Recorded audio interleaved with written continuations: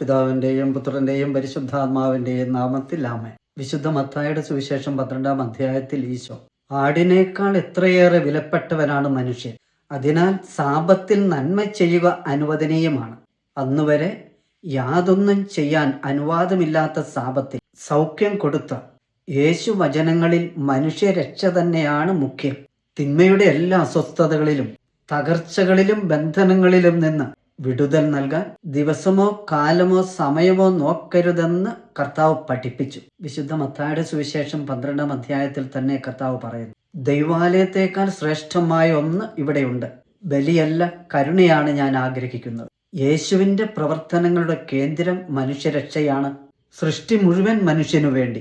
രക്ഷകനെ വാഗ്ദാനം ചെയ്തത് മനുഷ്യനു വേണ്ടി. രക്ഷകൻ യേശു ക്രിസ്തു മനുഷ്യനായത് മനുഷ്യനു വേണ്ടി. കുരിശു വഹിച്ചതും കുരിശിലേറിയതും മനുഷ്യനു വേണ്ടി. അടക്കപ്പെട്ടതും ഉയർത്തെഴുന്നേറ്റതും മനുഷ്യനു വേണ്ടി.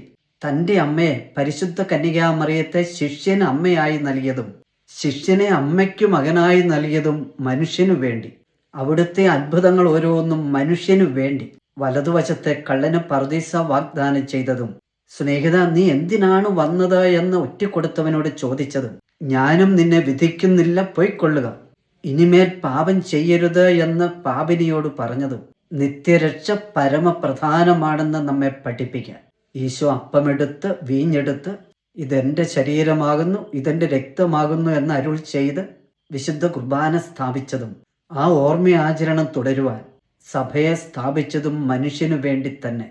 ദൈവമക്കളെ, മനുഷ്യനു വേണ്ടിയല്ലാതെ, അവൻ്റെ നിത്യരക്ഷയെ കരുതിയല്ലാതെ കർത്താവ് ഒന്നും ചെയ്തില്ല. വിശുദ്ധ മത്തായി 12:8. മനുഷ്യപുത്രൻ സാപത്തിൻ്റെയും കർത്താവാണ്.